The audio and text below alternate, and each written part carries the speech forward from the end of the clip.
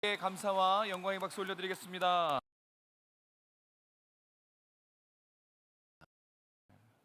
깨우게 하는 찬양이죠. 여러분 어떻게 들으셨는지 모르겠지만 정말 하나님이 기뻐 받으신 줄로 믿습니다. 네, 귀한 찬양해 주셔서 감사드립니다. 네, 오늘은 예배, 경조, 교회관리, 차량, 체육, 기획, 방송, 선교 이렇게 8개 위원회에 헌신 예배로 드리게 됩니다. 먼저 하나님께 감사드리고 또 오늘 헌신을 다짐하는 우리 8개 위원들 여러분 주님의 이름으로 축복하고 이번 헌신을 통해서 정말 신실한 일꾼답게 하나님께 쓰임받는 여러분 되시길 바랍니다. 아멘. 우리 서로 반갑게 좀 인사했으면 좋겠습니다. 오늘 정말 수고 많았습니다. 오늘 정말 수고 많았습니다. 네, 반갑습니다. 우리 오늘 제목인데 같이 한번 따라해 볼까요? 신실한 일꾼이 됩시다. 네, 여러분 신실한 일꾼 되기 주님의 이름으로 축복합니다. 아멘. 네. 자, 그러면 하나님이 보실 때 어떤 성도가 신실한 일꾼일까요? 한번 좀 문제 의식을 가지고 생각해 봤으면 좋겠어요.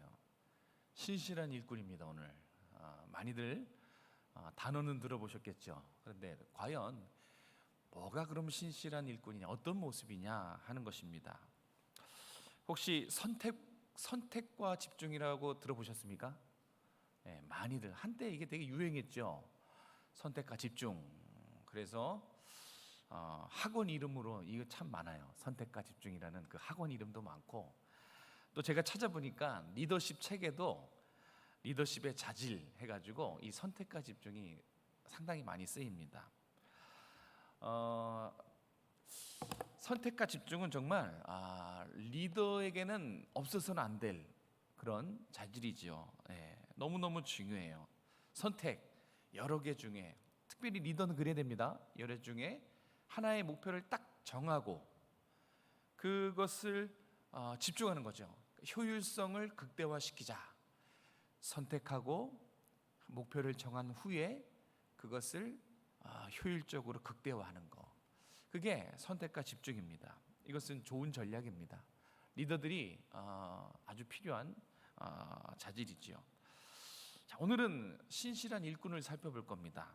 그러면 신실한 일꾼은 무엇이 중요할까요? 신실한 일꾼은 리더십은 방금 전에 선택과 집중이 중요하다. 아마 많은 사람들이 그렇게 생각하나 봅니다. 근데 오늘 우리가 살펴볼 것은 신실한 일꾼입니다. 우리 8개 위원이 오늘 헌신을 다짐하면서 제가 기도하면서 준비한 것이 그 영혼들에게 신실한 일꾼됨을 증거하려고 이 자리에 섰습니다. 그러면 신실한 일꾼에겐 중요한 것이 뭘까요? 여러분, 사역을 잘 감당하는 거 중요합니다. 네. 맡은 직분을 최선을 다해서 감당하고 어려움 없이 이 일들을 잘 해내는 거, 어떤 그런 성과와 감당하는 거 정말 중요해요. 필요합니다. 근데 더 중요한 것이 있어요. 봉사하면서 사역하면서 더 중요한 것은 사역을 잘 감당하는 것도 중요하지만 내가 하나님 앞에 신실한 일꾼으로 서 있는 게 사실 더 중요합니다. 네. 신실한 일꾼이 되는 것, 이게 사역을 잘 감당하는 것보다 제가 여러 번 사역을 경험했지만 훨씬 더 중요하다고 분명하게 말씀드릴 수 있어요. 그래서 오늘은 바울에게 배울 겁니다. 왜냐하면 바울은 신실한 일꾼의 고수거든요.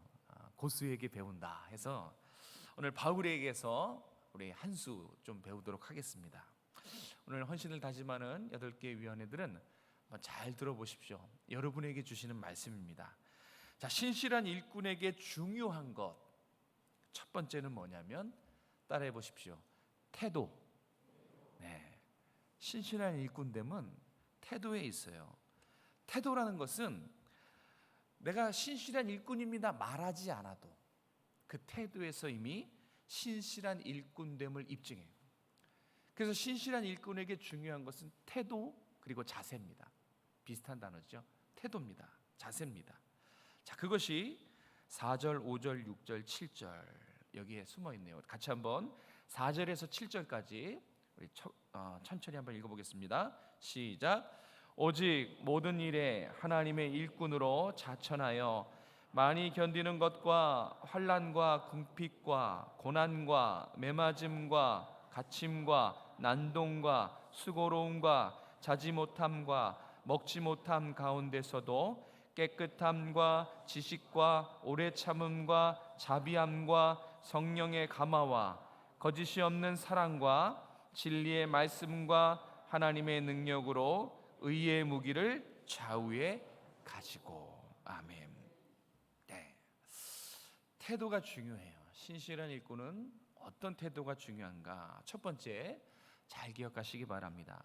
신실한 일꾼은 고난을 대하는 태도가 남달라요. 네. 신실한 일꾼은 고난을 대하는 태도가 확실히 다릅니다. 오늘 4절에서 7절 말씀은 바로 그 이야기입니다. 지금 바울은 내가 이렇게 사역했다, 내가 이런 고난 속에도 사역했다, 그런 고난을 자랑하거나 자신의 사역을 자랑하는 것이 결코 아닙니다. 네. 그런 뜻에서 오늘 이렇게 고백한 것이 아니에요. 이 당시에는 바울과 같은 신실한 사역자도 있었지만 사꾼들도 있었어요. 거짓 선지자들, 사꾼 사역자들이 있었어요. 근데 사꾼 사역자들은 어떻게 자신의 사역을, 예를 들어서 자기의 신실함이라든지 사역을 입증했냐면 추천서를 가지고 다녔어요. 그래서 거짓 사역자들, 사꾼들은 추천서를 통해서 내가 하나님의 일꾼입니다, 그렇게 추천서를 통해서 자신을 입증했습니다. 그 추천서에는 다음과 같은 내용들이 있었습니다.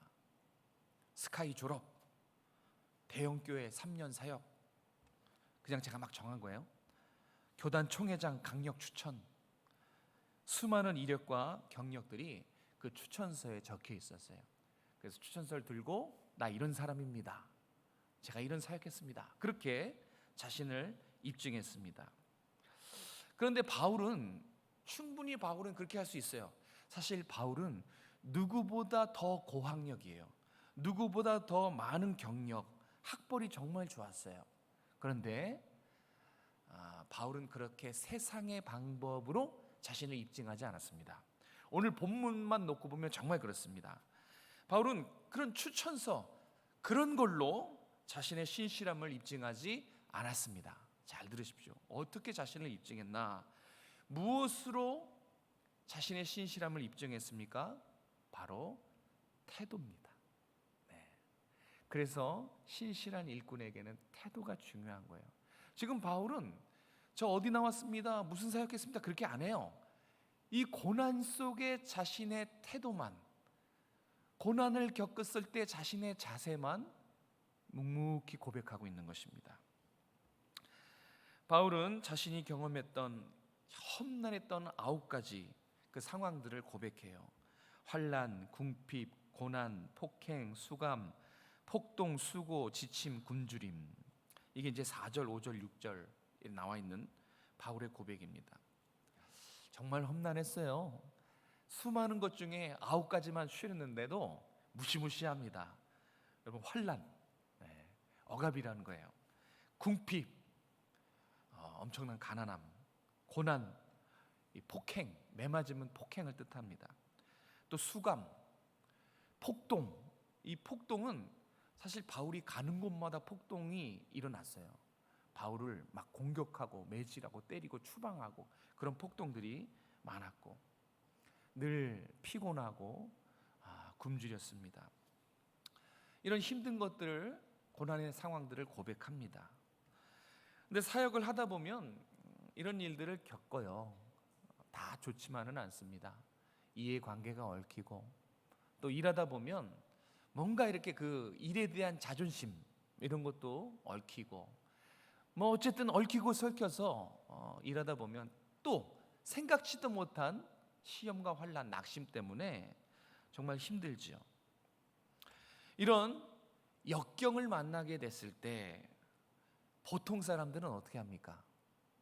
보통 사람들이 이 바울이 경험했던 것 중에 한두 가지, 폭행을 경험하거나 수감을 경험하거나 주님의 일을 하다가 굶주리고 지치면 보통 사람들은 어떻게 하죠? 화를 내겠죠. 원망하겠죠. 그 일을 포기하거나 심지어는 신앙을 그만둘 수도 있어요. 그죠? 참지 않습니다. 이런 상황을 겪게 되면 어떤 식으로든지 자기를 대변하고 힘든 거를 풀어내죠. 화풀이를 하던가 참지 않습니다. 그런데 바울은 어떻게 했습니까? 그때마다 오래 참았다, 그렇게 말하잖아요. 6절에 보면 오래 참음이 있어요. 이런 역경이 닥칠 때마다 그때마다 오래 참았습니다. 그때마다 깨끗했어요. 순결했다는 거죠. 그때마다 성령께 기도했고 그때마다 진실하게 사랑했어요. 쉽지 않죠. 일하다 보면 나를 오해하는 사람들이 있어요. 근데 바울은 그때마다 진실하게 사랑했어요. 자세입니다. 여러분이 보시기에는 누가 신실한 사역자 같습니까? 추천서 내밀고 입으로 내가 이런 사람입니다, 이렇게 자신을 증명하는 그런 사역자, 아니면 바울처럼 고난과 핍박과 극심한 어려움 속에서도 순결과 인내와 친절과 영성과 진정한 사랑으로 교회를 섬기고 묵묵히 성도를 사랑한 그런 바울입니까? 누굽니까? 당연하지요. 그러면 하나님은 누구를 더 신실한 일꾼으로 봤을까요? 당연하지요. 맞습니다. 자세가 중요하다는 거예요. 지금 바울이 우리 8개 흩어져 있어서 어딘지 모르겠지만 우리 위원회들과 여러분에게 하고 싶은 말이 있어요. 이 고백을 통해서 우리에게 들려주는 고백은 뭐냐면, 성도들이요, 어떠한 상황에서도 환난과 궁핍과 고난과 폭행과 수강과 폭동과 이런 지침과 굶주림, 어떠한 상황 속에서도, 고난과 시련 속에서도 여러분이 하나님께 부름받은 하나님의 일꾼임을 잊지 말라는 겁니다. 우리 8개 위원회 제가 세웠죠? 하나님이 세웠죠. 성도들 그렇게 생각하십니까? 네, 하나님이 세우신 거예요. 하나님이 때가 돼서 이제 하나님의 뜻 가운데 부르시고 세우시고 일하게 하신 거예요. 하나님이 여러분을 부르셨어요. 하나님이 여러분을 세우셨어요. 그래서 여러분은 주의 일꾼입니다. 그것을 잊지 말라는 거예요. 왜 내가 주께서 세우신 주의 일꾼임을 잊지 말아야 되는가? 그것은 주의 일을 감당하면서 우리가 일꾼의 자세를 너무 쉽게 잃어버리기 때문에 그래요. 주의 부름을 받은 주의 일꾼이라는 것을 잊지 않는다면 바울의 이 자세, 신실한 일꾼의 자세를 견지할 수 있기 때문에 그래요. 잊지 마십시오. 8개 위원회 여러분들은 주께 부름받은 주님의 일꾼입니다. 그것을 늘 간직할 때에 여러분은 주님 앞에서 주의 일을 할 때에 일꾼의 자세를 잃어버리지 않을 수 있습니다. 신실한 일꾼됨은 자세에 있어요. 하나님이 주신 성품, 그 자세가 신실한 일꾼 되게 만드는 것입니다. 저는 자세와 태도가 얼마나 중요한지 그것을 오늘 8개 위원회와 여러분에게 말씀드리고 있는 것입니다. 하나님 주님의 일꾼은 선택과 집중이 아닙니다. 선택과 집중은 아니에요. 우리가 일꾼에게는 정말 중요한 것은 아닙니다. 일꾼에게 정말 중요한 것은 고난 속에도 순결하고 인내하고 진실하게 사랑하는 이 일꾼의 자세가 더 중요하다는 사실을 잊지 마시길 바랍니다. 하나님이 기뻐하시는 일꾼의 자세가 어떤 것인지 한번 묵상해 보시기 바랍니다. 오늘 여기에도 몇 가지가 나왔지만 더 많아요. 성령의 열매라든지 일꾼의 자세가 성경에 정말 많이 기록되어 있습니다. 성경을 읽으십시오. 그리고 그 속에서 하나님이 나에게 요구하시는 일꾼의 자세들을 찾으십시오. 그리고 그것을 마음에 장착하시고 그 태도로, 그 자세로 여러분의 섬김의 자리에서 봉사하실 수 있기를 주님의 이름으로 축복합니다. 네, 고난을 대하는 태도가 달랐다. 이거 한 가지 기억해 주시고, 자, 두 번째는 이것입니다. 우리 8절에서 10절 말씀 먼저 한번 말씀을 읽어볼까요? 8절에서 10절입니다. 시작.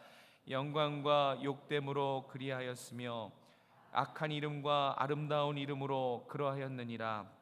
우리는 속이는 자 같으나 참되고 무명한 자 같으나 유명한 자요, 죽은 자 같으나 보라 우리가 살아있고, 징계를 받는 자 같으나 죽음을 당하지 아니하고, 근심하는 자 같으나 항상 기뻐하고, 가난한 자 같으나 많은 사람을 부요하게 하고, 아무것도 없는 자 같으나 모든 것을 가진 자로다. 아멘. 자, 여기 신실한 일꾼에게 중요한 것 두 번째, 뭔지 아시겠습니까? 첫 번째는 자세, 태도였습니다. 두 번째는 따라해 보십시다. 중심. 예, 중심이에요. 이 중심, 무엇을 말하는가? 신실한 일꾼은 중심이 늘 하나님을 향해 있다는 거예요. 신실한 일꾼의 이 중심, 마음 중심은 항상 하나님을 향해 있습니다. 우리 8개 위원회, 여러분의 중심이 늘 하나님을 향하길 주님의 이름으로 축복합니다. 아멘. 바울은 사역을 하다 보면 이 8절에 나오죠. 영광, 존중을 받는다는 거예요. 사역을 하다 보면 때로는 존중을 받죠.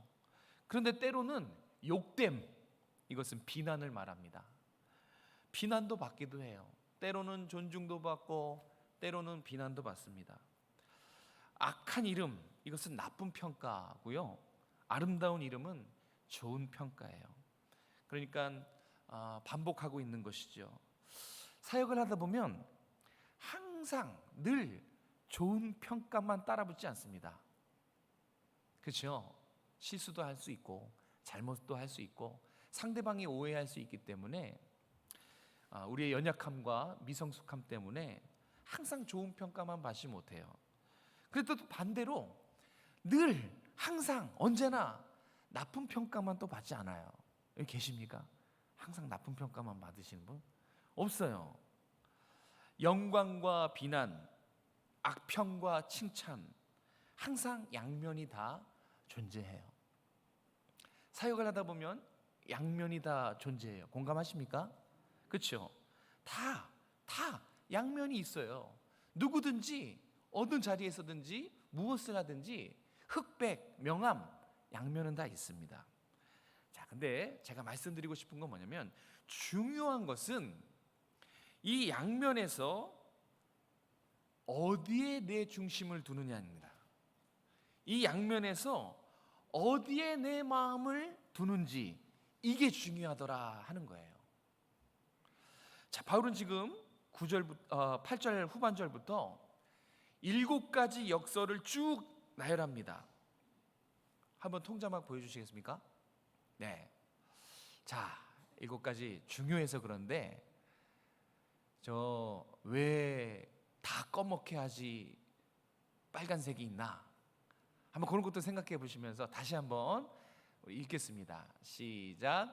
속이는 자 같으나 참되고 무명한 자 같으나 유명한 자요, 죽은 자 같으나 살아있고 저주받은 자 같으나 죽임을 당하지 아니하고, 근심하는 자 같으나 항상 기뻐하고, 가난한 자 같으나 사람을 부욕해 하고, 아무것도 없는 자 같으나 모든 것을 가진 자로다. 아멘. 네. 자, 이 7가지 역설이 쭉 나열이 됩니다. 잘 보시면 지금 바울이 7가지 역설을 일정한 규칙으로 이거를 쭉 설명하고 있는 것을 발견할 수 있어요. 적어도 한 가지 분명한 패턴이 확연히 보이지요. 앞에 건 좋은 거, 뒤에 건 죄송해요. 앞에 건 안 좋은 거. 네, 제가 지금 상태가 안 좋네요. 앞에 건 안 좋은 거, 뒤에 건 좋은 거, 훌륭한 거. 계속 그 패턴으로 7가지 역설을 쭉 나열합니다. 앞에 거를 잘 보면 앞에 거는 사람의 판단, 세상의 평가, 육적인 측면이에요. 속이는 자, 무명한 자, 죽은 자, 저주받은 자, 근심하는 자, 가난한 자, 아무것도 없는 자. 이거는 세상의 평가입니다. 네, 사람의 시선이에요. 육적인 측면이죠. 그럼 뒤에 거는요, 참되고 유명하고 살아있고 죽임을 당치 않고 항상 기뻐하고 사람을 부유하게 하고 모든 것을 가진 것. 이거는 하나님의 시선이에요. 하늘의 평가입니다. 영적인 측면이에요. 이런 한 가지 규칙을 가지고 7가지 역설을 쭉 계속해서 설명한 것입니다. 자, 그럼 아주 단순한 질문 하나 나갑니다. 여러분들 너무 눈을 많이 감고 계셔서 계속 질문하는 거예요. 네. 우리 눈 이렇게 감았다 뜨신 분만 한번 대답해 봤으면 좋겠어요. 농담입니다. 자, 지금 바울이 앞에 7가지를 내세우는 것 같아요? 뒤에 7가지를 내세우는 것 같아요? 정말입니까? 네, 맞아요. 지금 바울은 하나님의 시선, 하늘의 평가, 영적인 측면에 무게중심을 두고 있는 것을 우리는 알 수 있어요. 그렇기 때문에 메시지는 아주 간단해요. 자, 신실한 일꾼들 잘 들으시기 바랍니다. 지금 이 7가지 역설에는 아주 중요한 신앙의 원리가 있어요. 신실한 일꾼은 어떤 사람이냐? 신실한 일꾼은요, 사람의 평가나 세상의 인정에는 조금도 관심이 없습니다. 세상에서 유명하냐 무명하냐 안 중요합니다. 이게 지금 그런 뜻이에요. 물질과 사람이 사실 있어도 그만 없어도 그만이라는 거예요. 아무것도 없는 자, 아무것도 없는 상황, 아무것도 없는 현실, 그런 게 안 중요하다는 거예요. 그런 게 사역할 때 하나도 중요한 이유가 되지 않는다는 것이죠. 상관없다는 거예요. 이게 지금 바울이 말하는 강조하는 부분인 거예요. 신실한 일꾼은 사람의 평가, 사람의 시선, 거기엔 관심 없어요. 그게 신실한 일꾼이에요. 신실한 일꾼의 유일한 관심은 하나님의 시선이에요. 하나님의 평가입니다. 세상에서 유명하고 무명하고 안 중요해요. 그런 건 관심 없어요. 하나님께 인정받는 것, 그게 신실한 일꾼들에게는 중요한 관점이라는 거예요. 하나님의 평가, 하나님의 평가에 신경 쓰다 보면 자연스럽게 육적인 측면보다 영적인 측면을 더 중요하게 여깁니다. 그래서 신실한 일꾼은 자연스럽게 기도하지요. 하나님의 뜻을 내려받기 위해서, 영적인 것을 들여다보기 위해서 항상 기도합니다. 이것이 바울이 오늘 우리에게 가르쳐주고 있는 사실이에요. 어디에 중심을 두고 있느냐, 내 마음 어디에 중심을 두고 있느냐, 이거를 알려주고 있는 것입니다. 자, 그런데 문제가 하나 있습니다, 여러분. 그 문제를 저와 함께 풀어보시죠. 이제 거의 다 끝났습니다. 문제가 있어요. 문제는 뭐냐면, 자, 좋습니다. 신실한 일꾼의 중심이 하나님을 향해 있다는 거 알고 계셨던 내용이고 새롭게 알았던, 어쨌든 우리는 다 압니다. 그런데 그러면 어떻게 해야 이 사람의 시선을 의식하지 않고 하나님만 의식할 수 있습니까? 그러니까 이해를 넘어서 그러면 어떻게 하는 겁니까? 우리의 중심이 늘 하나님을 향하도록 하는 거, 사람의 시선을 의식하지 않고 하나님을 의식하는 그 어떻게 하는 겁니까? 어떻게 해야 세상의 평가에 마음 쓰이지 않고 온전히 하늘의 평가에 마음을 집중할 수 있는가? 그걸 이해한 게 아니라 그 방법과 대안이 뭐냐는 겁니다. 어떻게 해야 됩니까? 어떻게 해야 우리의 중심을 하나님께 두고 늘 하나님을 향할 수 있는가?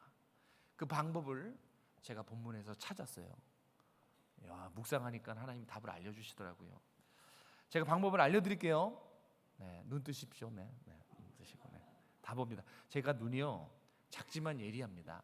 저희 아내는 크지만 잘 못 보죠. 근데 저는 작아도 다 볼 건 봅니다. 그래서 여러분이 이 눈을 감았는지 떴는지 반쯤 떴는지 다 보입니다. 네. 자, 이거 너무 중요해서 그래요. 여러분 정말 간절합니다. 꼭 기억하시기 바랍니다. 우리 8개 위원회는 말할 것도 없고 우리 모두가 다 집중했으면 좋겠어요. 자, 어떻게 하는 것이냐? 어떻게 우리의 중심을 하나님을 향해서 둘 수 있느냐? 자, 이 7가지 역사를 잘 보십시오. 가만히 뜯어보면 여기 답이 있어요. 아까 그 7가지 역사를 다시 한번 통자막으로 보여주시겠습니까? 네, 감사합니다. 자, 저걸 한번 집중해서 보십시오. 저 7가지 역설에 하나만 바꾸면 돼요. 하나만 바꾸면 돼요. 뭘 어떻게 바꾸냐? 저 7가지 역설, 속이는 자 같으나 참되고 블라블라블라블라, 저 7가지 역설에 예수 그리스도를 한번 포함시켜 놓고 보십시오. 예수님을 놓고 보면 마치 저 7가지 역설이 예수님의 생애처럼 보입니다. 어디 한번 볼까요? 자, 예수님은 거짓 선지자라고, 속이는 자라고 그렇게 사람들에게 무명한 자는 무시당한 사람 말이에요. 예수님은 속이는 자라고 사람들이 불렀고 사람들이 예수님을 무시했죠. 예수님 무시당하셨어요. 그리고 예수님은 죽은 자처럼 보이셨잖아요. 그리고 예수님은 사람들이 뭐라 그래요? 하나님께 저주받은 자, 징계받은 자. 그렇게 예수님은 하나님께 저주받고 징계받는 것처럼 그렇게 보이셨죠. 예수님은 가난한 목수의 집에서 태어나서 가난한 자 같았고 아무것도 없는 자, 이건 무슨 얘기냐면 무가치한 자. 사람들이 예수님을 죄인으로 손가락했죠.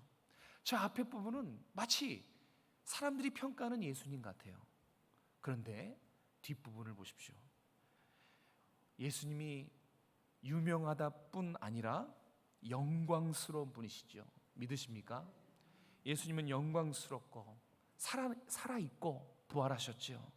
또 죄와 사망을 이기셨죠. 죽임을 당하지 않으셨어요. 많은 사람들을 구원하셔서 사람들을 부욕케 하신 분이시죠. 그리고 예수님은 실로 모든 것을 가지신 온 우주 만물의 주인이시죠. 저게 예수님을 첨가하면 예수님의 생애가 그려집니다. 자, 세상의 평가와 사람들의 시선을 끄는 방법, 막는 방법은 예수님이 답이에요. 다시 말해 예수님과 동행하는 겁니다. 예수님을 나의 사역에 포함시키고 봉사에 예수님을 개입시키는 것입니다. 자, 이거는 아주 간단해요. 늘 예수님을 묵상하고 항상 먼저 예수님께 기도하는 것입니다. 그러면 아주 자연스럽게 우리의 마음의 중심이 예수님을 향하는 것을 경험할 수 있어요. 우리 사랑하는 8개 위원회 여러분, 그리고 성도님, 모든 성도 여러분, 한번 체크해 보십시오. 나의 중심이 하나님을 향해 있는가? 그러면 신실한 일꾼입니다. 그 자세가 아주 좋은 거예요. 그런데 하나님을 향해 있지 않는다 하면 여러분 예수님 묵상하지도 예수님께 먼저 기도하지도 않는 거예요. 그 단순한 그 기도를 무시하는 것이죠. 그걸 빼놓고 사역을 하고 있으면 우리의 마음의 중심이 사람에게 향해 있고 우리의 마음의 시선이 세상 평가에 그런데 다 가는 거예요. 그런데 늘 예수님이라면 어떻게 하셨을까? 예수님의 뜻은 무엇일까? 예수님을 묵상하고 늘 봉사하기 전에 예수님을 떠올리며 기도하고 여쭙고 그러면 자동적으로 여러분의 마음이 주님을 향하게 되는 거예요. 이것이 하나님이 부르시고 세우신 신실한 일꾼의 아주 중요한 모습입니다. 결론입니다. 사랑하는 성도 여러분, 신실한 일꾼 무엇이 중요합니까? 선택과 집중입니까? 태도와 중심입니까? 같이 한번 읽어볼까요? 시작. 신실한 일꾼은 태도와 중심이 중요합니다. 아멘. 우리 8개 위원회 아시겠습니까? 신실한 일꾼은 선택과 집중이 아니에요. 태도와 중심이에요. 고난 속에서도 빛나는 태도, 하나님 앞에 정직한 태도, 그리고 항상 중심이 하나님을 향해 있는 그런 마음의 중심, 이게 신실한 일꾼의 모습이에요. 오늘 분명히 기억하시고 이제 여러분이 봉사하거나 사역하실 때 누구와 함께 하라고요? 예수님을 묵상하시고 늘 사역 전에 기도하시고, 그래서 하나님의 뜻을 물으면서 영적인 것으로 나아가시기 바랍니다. 그럼 반드시 하나님이 신실한 일꾼으로 칭찬해 주실 것입니다. 그럼 우리 모두가 되기를 주님의 이름으로 축복합니다. 기도하겠습니다. 하나님, 우리를 자녀 삼아 주시고 주의 몸된 교회 위에서 주님의 나라 위에 우리를 부르시고 일꾼으로 세워주신 것 감사합니다. 특별히 8개 위원회가 오늘 주님 앞에 중심을 들여 헌신을 다짐합니다. 저들의 헌신과 마음에 기름 부어주시고 평생의 헌신이 되게 하시며 늘 하나님을 바라보는 하나님 중심으로 사역하는 우리 8개 위원회들 모두가 될 수 있도록 은혜 베풀어 주시옵소서.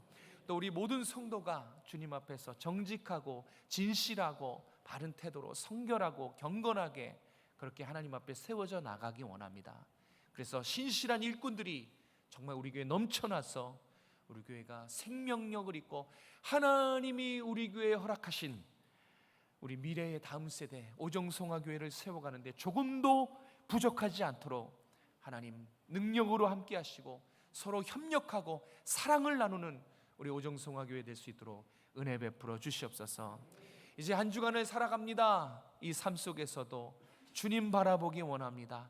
하나님이 어떠한 분이신지 하나님의 사랑과 은혜를 늘 시마나 때마다 묵상하게 하시고 하나님이 날 구원하시기 위해 얼마나 큰 대가를 지불하셨는지 하나님 우리가 늘 간직하고 주님의 사랑을 잊지 않는 우리 모두가 될 수 있도록 함께하여 주시옵소서. 거룩하신 예수님의 이름으로 감사하며 기도드립니다. 아멘.